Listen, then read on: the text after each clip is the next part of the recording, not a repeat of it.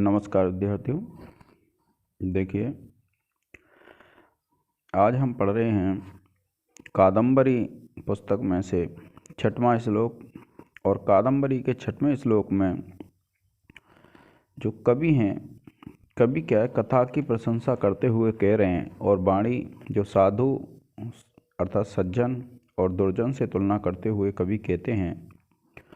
देखिए क्या कहते हैं कि कटुक्वणन्तु मलदायका खलास्तुदन्त्यलं बंधन श्रृंखलाइव मनस्तु साधु ध्वनिभिः पदे पदे हरन्ति संतो मणि नूपुरा इव। क्या कहते हैं? कटु कटु कटु कहते हैं कठोर। कुणंत कुणंत कहते हैं ध्वनि करते हुए। मलदायका मलदायका कहते हैं जो मैल उत्पन्न करती है। मल कहते हैं मैल को और दायका माने देने वाली। खलाह जो खल हैं, खल कहते हैं दुष्टों को, दुर्जन व्यक्तियों को। तुदंती तुदंती यानी कष्ट देती है, तुदंती कष्ट देती है। अलम पर्याप्त रूप से। बंधन श्रृंखला एव यानी बंधन श्रृंखला एव। तो यहाँ क्या है विद्यार्थियों? उपमा अलंकार है। बंधन श्रृंखला कहते हैं जो बेड़ियाँ होती हैं।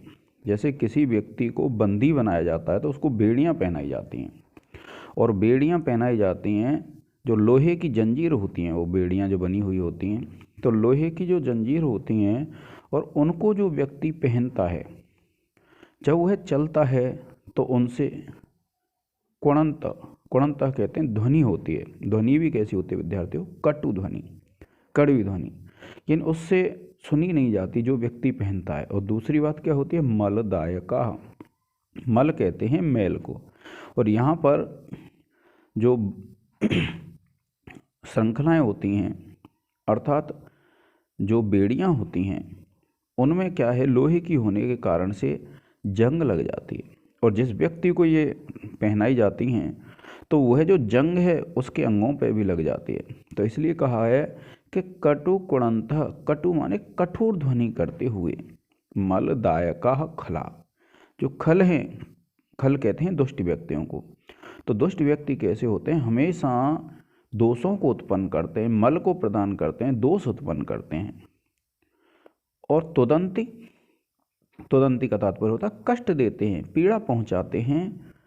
अलम पर्याप्त रूप से। तो अलम तुदंती पर्याप्त रूप से पीड़ा पहुंचाते हैं। कैसे?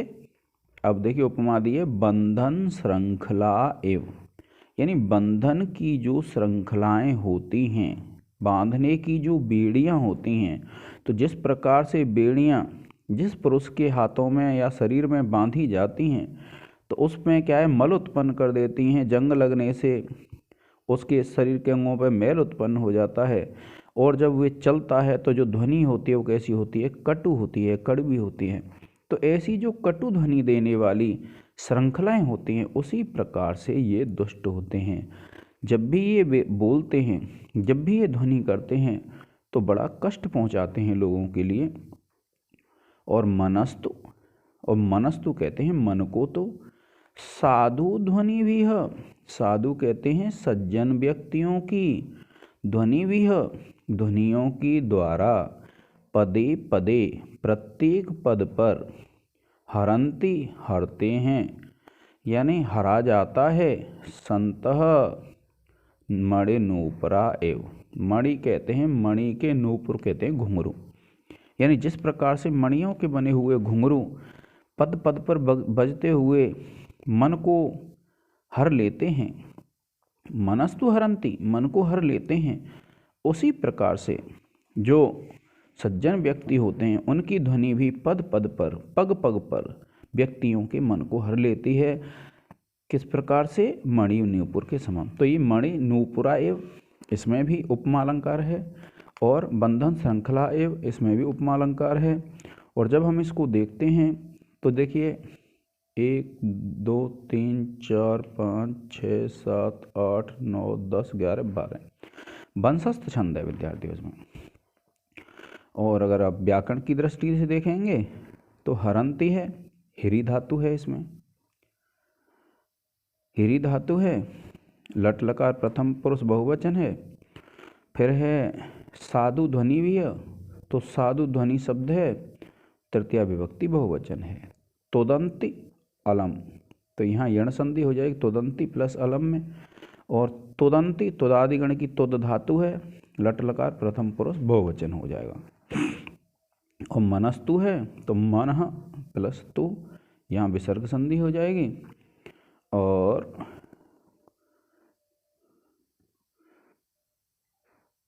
मलदायकाः खलाः, यहाँ पर भी हो जाएगी विद्यार्थियों। और संतः का मतलब है अस धातु है, सत्री प्रत्यय है। तो इस प्रकार से व्याकरण टिप्पणी हो जाएंगी। एक बार पुनः इसका अर्थ देख लें कि कटु कणंतः मलदायकाः खलाः, यानी कठोर वचन बोलते हुए दोष उत्पन्न करने वाले जो दुष्ट हैं वे तुदंती अलम, पर्याप्त रूप से मन को परेशान करते हैं, पीड़ा पहुंचाते हैं। बंधन श्रृंखलाएं, जिस प्रकार से बंधन की श्रृंखलाएं, बेड़ियां, जो बांधने की बेड़ियां हैं, वे व्यक्ति को कष्ट पहुंचाती हैं, उसी प्रकार से दुष्ट व्यक्ति भी बोलते हुए अपने कटु वचनों से लोगों को कष्ट पहुंचाते हैं। और मनस्तु साधु ध्वनि भी है पदे पदे, और साधु ध्वनियों के द्वारा, अच्छी ध्वनियों के द्वारा जो मन है पद पद पर, साधु का मतलब था सज्जन व्यक्तियों की ध्वनियों के द्वारा पद पर मन, पग पग पर मन हरा जाता है। और कैसे? मणिनूपुराय, जिस प्रकार से मणिनूपुरों के द्वारा मन हर लिया जाता है, घुंघरुओं के द्वारा मन हर लिया जाता है, उसी प्रकार से क्या है, सज्जनों की ध्वनियों के द्वारा भी मन को हर लिया जाता है। अब देखिए यह जो श्लोक है, यह श्लोक ऐसा है जिसमें भी सज्जन और दुर्जनों के विषय में कवि बाण भट्ट ने बताया है। और क्या बताया है कवि बाण भट्ट ने? कि जो सुभाषित होते हैं, जब आप इसका प्रसंग लिखेंगे तो आप लिखेंगे सज्जन और दुर्जन का वर्णन करते हुए कवि बाण भट्ट कहते हैं।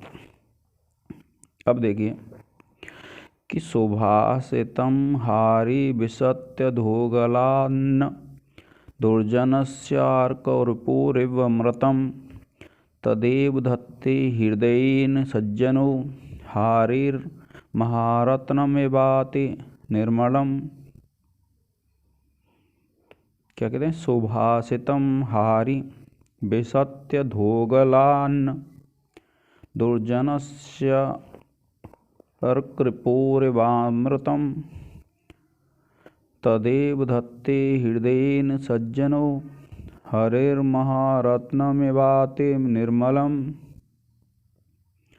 तो सुभाषितम, सुभाषितम, सुभाषित कहते हैं अच्छे वचन, अच्छा काव्य, अच्छी वाणी और सूक्तियाँ, इसको क्या कहते हैं? सुभाषित।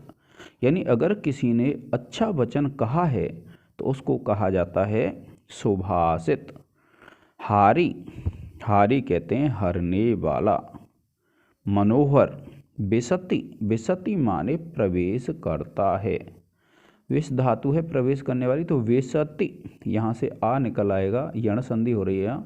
अधोगलात, यहाँ विसति अधोगलात, विसति माने प्रवेश करता है, अधोगलात गले के नीचे। अब देखिए यहाँ ना है तो नहीं, यानी सुभाषित, और सुभाषित कैसा? मन को हरने वाला। विसति न, विसति न प्रवेश नहीं करता है। अधोगलात, अधो नीचे, गलात गले से। दुर्जनस्य, दुर्जन के, यानी दुर्जन के गले से जो सुभाषित होते हैं, जो मन को हरने वाले सुभाषित होते हैं, वे गले नहीं उतरते। अर्थात जो दुर्जन व्यक्ति होता है उसको अगर सूक्तिमय वचनों को सुनाया जाए, या उसको अच्छे काव्य को सुनाया जाए, या फिर उसको अच्छी बातें बताई जाएं, तो उसकी समझ में नहीं आती हैं, उसके गले से नहीं उतरती हैं। तो क्या कहा? सुभाषितम हारी विसति अधोगलात न, यानी हारी, हारी कहते हैं मन को हरने वाले। और जो सुभाषित हैं, जो अच्छे वचन हैं, विसति प्रवेश करते हैं, न नहीं, कहाँ? अधोगलात दुर्जनस्य, यानी जो दुर्जन व्यक्ति होता है उसके गले के नीचे प्रवेश नहीं करते। इसका तात्पर्य है कि जो दुर्जन व्यक्ति होता है अगर उसको मन को हरने वाले सुभाषित वचन भी सुनाए जाएं तो उसकी समझ में नहीं आता है। और कैसे? अर्क, अर्क कहते हैं सूर्य को, रिपुह कहते हैं शत्रु, इव इव कहते हैं समान, अमृतम, कि जो अर्क का रिपु है, अर्क कहते हैं सूर्य को और सूर्य का रिपु हो गया। सूर्य का शत्रु कौन होता है? राहु, यानी राहु एक ग्रह ऐसा होता है जो सूर्य और चंद्र का ग्रहण करता है। तो अर्क का जो रिपु है, सूर्य का जो शत्रु है वो कौन है? राहु, एवं अमृतम। यानी एक पौराणिक कथा मिलती है कि जब देवता अमर होने के लिए अमृत पान कर रहे थे तो उनमें ये जो अर्क रिपु है अर्थात जो राहु नाम का दैत्य है वह देवताओं का रूप बना करके वहाँ पर बैठ गया। और जब अमृत बांटा जा रहा था अमृत पिलाने के लिए, तो जब इसने क्या है अमृत पी लिया तो वहाँ भगवान शंकर भी बैठे हुए थे। और भगवान शंकर को जब यह पता चल गया कि यह दैत्य है तो उन्होंने उसकी गर्दन काट दी। तो गर्दन काट दी तो जो अमृत है वह गले तक ही गर्दन तक ही पहुँच पाया, गले से नीचे नहीं जा पाया और उसका नीचे का शरीर नष्ट हो गया और ऊपर का जो राहु है वो अभी भी जीवित है। तो जैसे राहु का जो मुख है वही अमृत पान कर पाया था, उसी प्रकार से जो दुष्ट व्यक्ति होते हैं वे उस सूक्ति में जो मन को हरने वाली सूक्ति हैं उनको नहीं समझ पाते हैं। जैसे राहु है, राहु ने अमृत पान तो कर लिया लेकिन गले के नीचे नहीं उतरा, क्योंकि गले गर्दन काट दी थी भगवान शिव ने।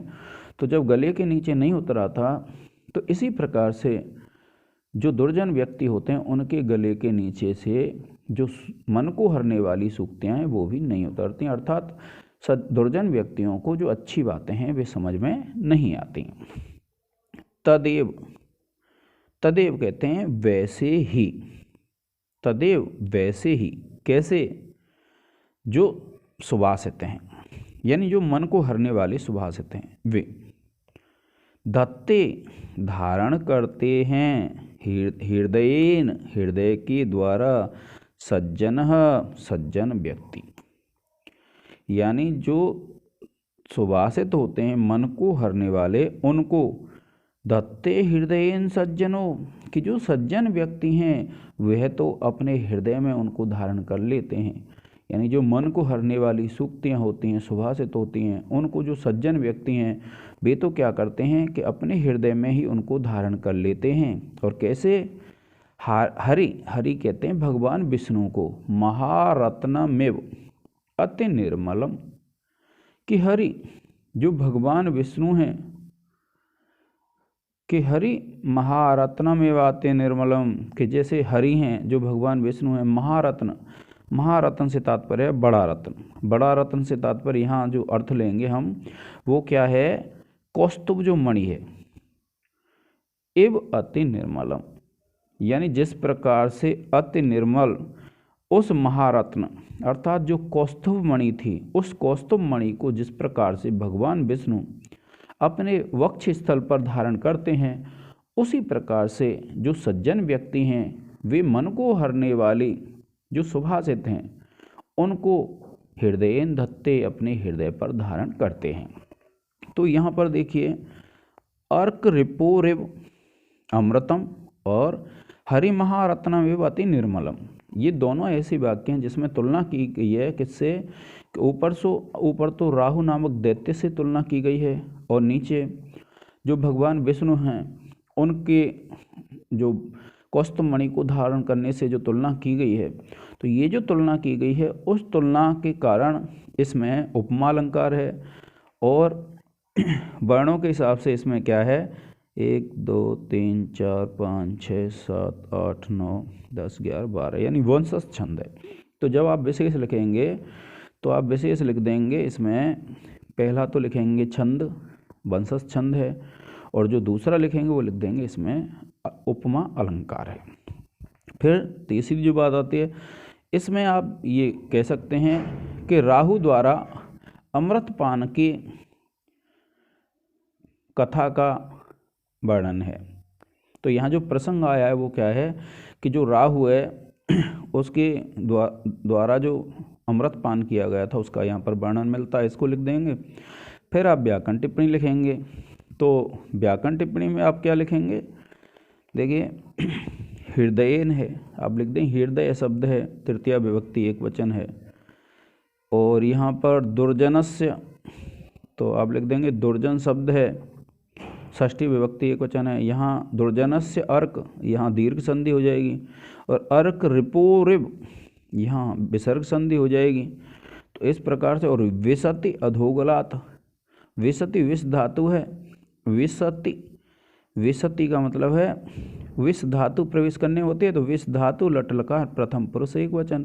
अधोगलात है तो अधोगलात में पंचमी विभक्ति एक वचन हो जाएगी। और अधोगलात प्लस न, यहाँ पर हल संधि हो जाएगी। इसके बाद है हारिह महारत्न, यहाँ पर भी आपके विसर्ग संधि हो जाएगी। तो इस प्रकार से इसमें क्या है, व्याकरण टिप्पणी कर लेंगे और ये आपकी व्याख्या पूर्ण हो जाएगी। तो इसी प्रकार से विद्यार्थियों अब आगे श्रृंखला चलती रहेगी, आप देखते रहें। और जहाँ भी लगता है कि आपके कोई मित्र या जो भी जिनको आवश्यकता है कादम्बरी की, Kadambari first grade second grade सब, ऐसा कोई भी एग्ज़ाम नहीं है संस्कृत विषय का जिसमें कादम्बरी नहीं आती है, तो इसको चैनल को सब्सक्राइब कर लें और अपने साथियों को शेयर करें। जय हिंद, जय भारत।